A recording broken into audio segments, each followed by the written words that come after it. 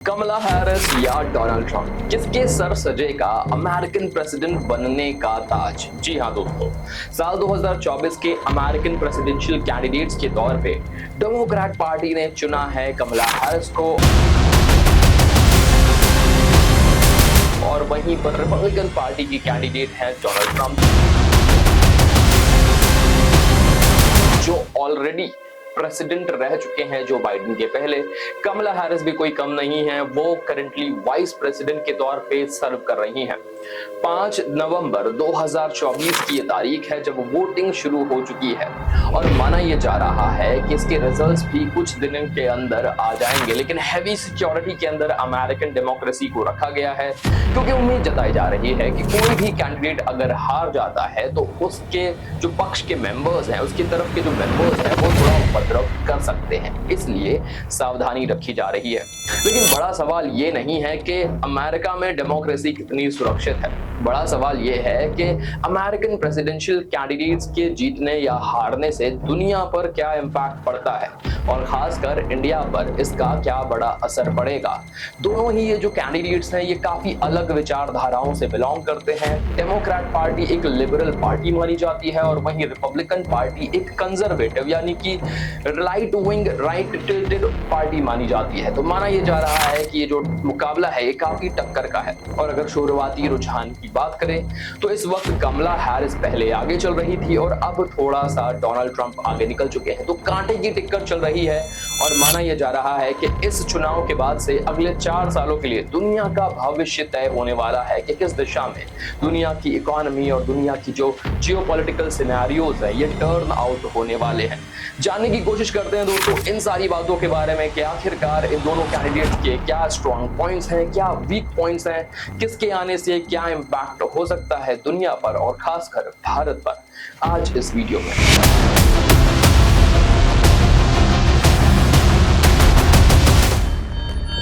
दोस्तों, इस वीडियो के ऑफिशियल स्पॉन्सर्स हैं ई-स्कॉलर्स।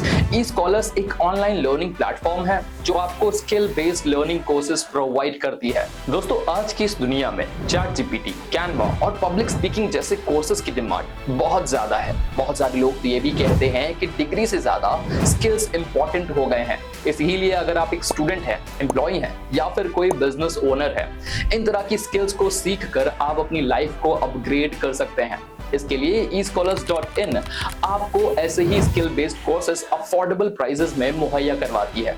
अगर आपको इन कोर्सेज को अवेल करना है तो www.escholars.in को विजिट कर सकते हैं, जिसका लिंक हमने ऑलरेडी डिस्क्रिप्शन में दिया हुआ है। वहां जाकर आप इन्हें एक्सेस कर सकते हैं। बढ़ते हैं वीडियो में आगे। सबसे पहले बात कर लेते हैं अमेरिका की current vice president Kamala Harris के बारे में, जो कि अमेरिका की लिबरल पार्टी डेमोक्रेट पार्टी से प्रेसिडेंशियल कैंडिडेचर लड़ रही हैं। कमला हैरिस के बारे में ये बात हर कोई जानता है कि उनके जो माता पिता हैं वो दोनों ही इमिग्रेंट्स थे। वो एक ब्लैक अमेरिकन है अपने पिता के साइड से, क्योंकि उनके पिता जमैकन मूल के थे, और वो एक इंडियन अमेरिकन है अपनी माँ के साइड से, क्योंकि उनकी जो माँ है वो भारतीय मूल की थी। हालांकि ये भी बात जग जाहिर है कि माता पिता ज्यादातर समय साथ नहीं रहे, और कमला हैरिस ने अपना ज्यादातर समय अपनी माँ के साइड ही बिताया, माँ के साथ ही बिताया। इसलिए कहा जाता है कि उनके जो भारतीय मूल के संस्कार हैं वो ज्यादा प्रबल हैं, ज्यादा मजबूत हैं। इसी के साथ ये बात भी कही जाती है कि पॉलिटिकल करियर से पहले वो अपने लीगल करियर की शुरुआत कर चुकी थी। कैलिफोर्निया के अंदर वो एक लीगल लॉयर पहले ही स्टैब्लिश हो चुकी थी, यानी कि काफी पढ़ी लिखी हैं, और हार्वर्ड यूनिवर्सिटी से इन्होंने अपने लॉ की ग्रेजुएशन की पूरी करी थी।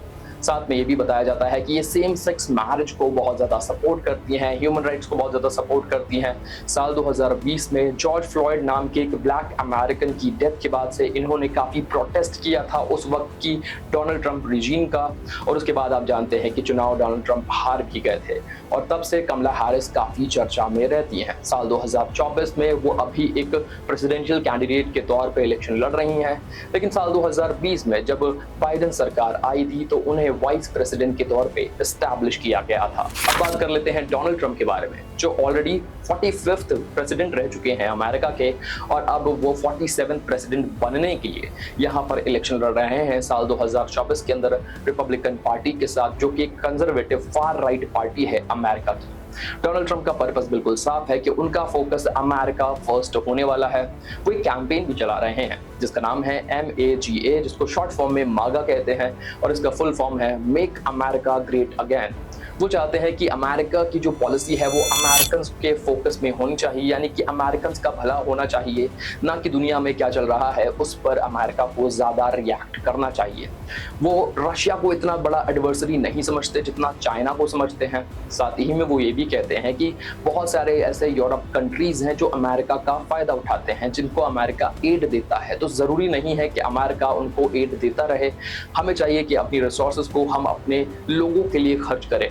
हालांकि वो इजराइल का भी मिडिल ईस्ट में बहुत ज़्यादा बढ़ चढ़कर सपोर्ट करते हैं और कहते हैं कि अगर मैं प्रेसिडेंट बना तो इजराइल को एक फ्री हैंड मिल जाएगा।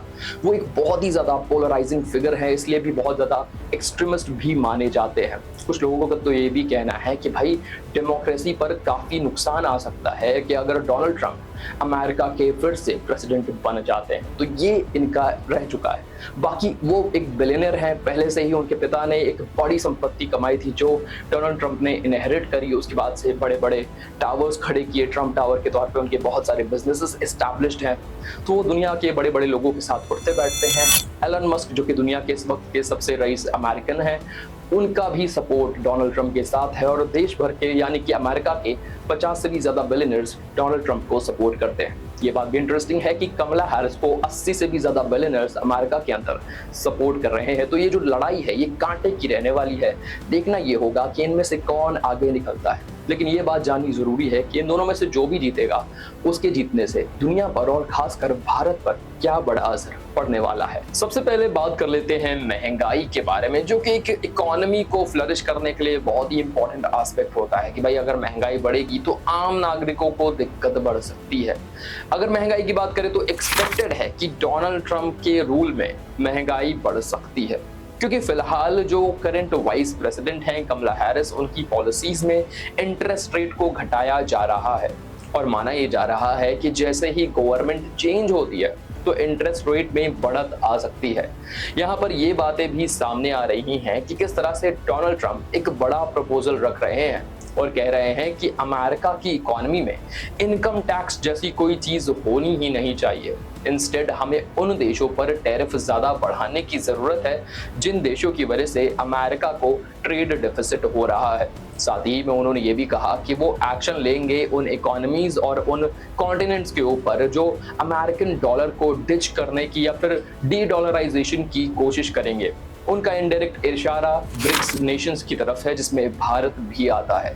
तो इस वजह से माना यह जा रहा है कि डोनाल्ड ट्रंप के आने के बाद से पॉलिसी में कुछ फंडामेंटल चेंजेस हो सकते हैं जिसके चलते दुनिया भर की इकोनॉमीज पर काफी असर पड़ेगा और स्टॉक मार्केट की जो गिरावट है ये भी काफी हद तक बढ़ सकती है। नाउ बात कर लेते हैं इमिग्रेशन और रोजगार के बारे में। दोस्तों, इमिग्रेशन और रोजगार अमेरिकन पॉलिटिक्स का एक बहुत ही बड़ा हिस्सा है। ठीक वैसे ही जैसे हमारे देश के अंदर दिल्ली और मुंबई जैसे शहरों में अपॉर्चुनिटीज की भरमार है लेकिन संसाधन बहुत लिमिटेड हैं, उसी तरह से माना जाता है कि अमेरिका एक बड़ा फलता फूलता देश तो है जहां पर संसाधन काफी हैं, यहाँ पर अपॉर्चुनिटीज भी काफी हैं, लेकिन धीरे धीरे अमेरिकन को या फिर मैं कहूँ डोनाल्ड ट्रंप और उनकी रिपब्लिकन पार्टी को ये रियलाइज होने लगा है कि जो संसाधन यहाँ पर मौजूद हैं उन पर पहला अधिकार अमेरिकन का होना चाहिए और अगर कोई बाहर से आता है तो उसे पूरी तरह से अमेरिका के प्रति डेडिकेटेड होना चाहिए।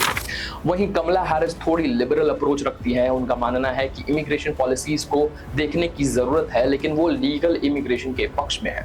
डोनाल्ड ट्रंप का मानना है कि बहुत सारे इंडियंस, चाइनीज अमेरिका में आके बिजनेस करते हैं, पैसा कमाते हैं, इंटेलेक्ट लेकर आते हैं, लेकिन बाद में वो सारा पैसा वो अपने देश में भेज देते हैं।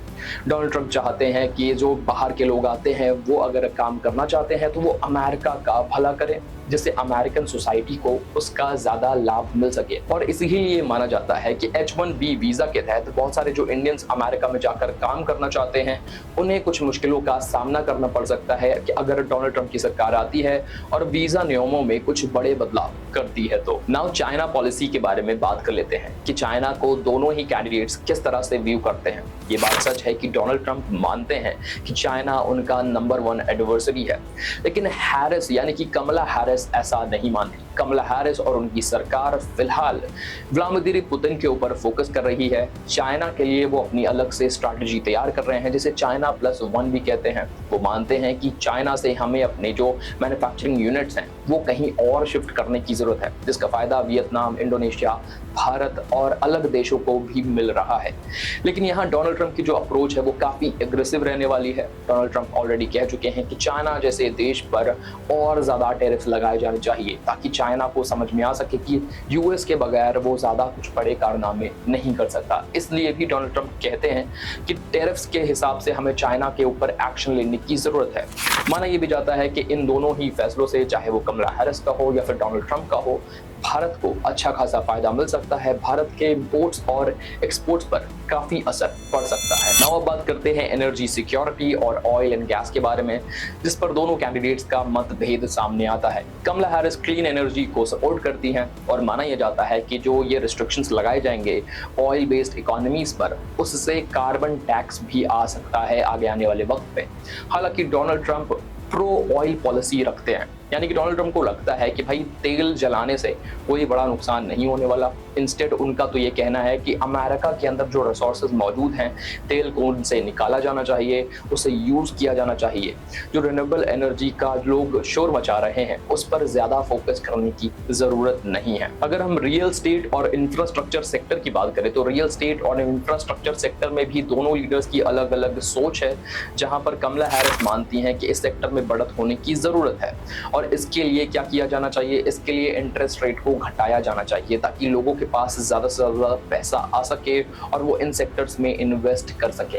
वहीं डोनाल्ड ट्रंप का मानना है कि इंटरेस्ट रेट को बढ़ाया जाना चाहिए, और अगर ऐसा होता है तो रियल स्टेट और इंफ्रास्ट्रक्चर पर इसका नुकसान देखा जाएगा। साथ ही में भारत के मार्केट पर भी इसका बड़ा असर पड़ सकता है, क्योंकि बहुत सारे जो अमेरिकन हैं, अगर उनके पास हाथ में पैसा रहता है तो हो सकता है कि वो इंडिया के अंदर इंफ्रास्ट्रक्चर और रियल स्टेट में इन्वेस्ट कर सकते हैं। लेकिन अगर उनके पास ज्यादा पैसा नहीं होगा, इंटरेस्ट रेट बहुत ज्यादा हाई होंगे, तो हो सकता है कि इंडिया के अंदर होने वाली जो अपॉर्चुनिटीज हैं उनका वो लाभ ना उठा सके, और इसके चलते इंडियन रियल स्टेट और इंफ्रास्ट्रक्चर मार्केट को भी नुकसान हो जाए। और अगर हम फाइनली मेटल और टेक्सटाइल इंडस्ट्री की बात करें तो माना यह रहा है कि कमला हैरिस की जो सरकार है, जो करंट जो बाइडेन की गवर्नमेंट है, Kamala Harris as a vice president काम कर रही हैं, वो अपनी पॉलिसीज को कंटिन्यूएशन में रखेंगी, उसमें कोई बड़ा फर्क नहीं आएगा। लेकिन अगेन डोनाल्ड ट्रंप का मानना है कि इस सेक्टर में भी हमें रेगुलेशन की जरूरत है, और इसके चलते बड़े बड़े देशों जैसे कि चाइना पर रिस्ट्रिक्शंस लगाए जा सकते हैं, टैरिफ लगाए जा सकते हैं, एंटी डंपिंग ड्यूटीज जैसी चीजें हो सकती हैं। इसका लाभ भी माना यह जाता है कि भारत की मार्केट को मिल सकता है, लेकिन किस हद तक लाभ मिलेगा और किस हद तक भारत के ऊपर भी इन रिस्ट्रिक्शन का असर होगा, ये आगे आने वाला वक्त ही बताएगा। इन अ नटशेल ये कहा जा सकता है कि दोनों ही लीडर्स में से कोई भी जीतेगा, उससे पूरी इकोनॉमीज पर अलग अलग तरह से इंपैक्ट पड़ने वाला है।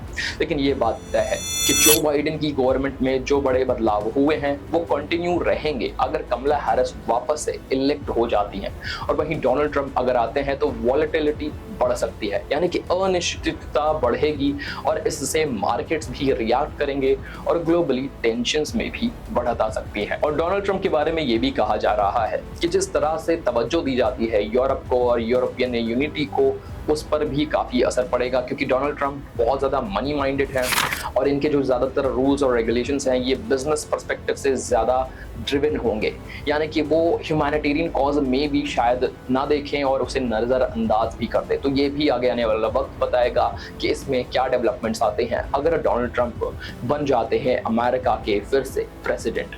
दोस्तों, आपको ये वीडियो और इसकी एनालिसिस कैसी लगी, वीडियो के बारे में कमेंट में बता सकते हैं। और इस तरह के और भी वीडियोस हम रेगुलर पोस्ट करते रहते हैं, जहां पर हम जियोपॉलिटिक्स और इकोनॉमी के बारे में विस्तार में डिस्कस करते हैं। इसी तरह के वीडियोस आगे भी देखना चाहते हैं तो चैनल को सब्सक्राइब कर लें। मिलेंगे अगले वीडियो में, तब तक के लिए शुक्रिया, गुड बाय, टाटा, जय श्री श्याम।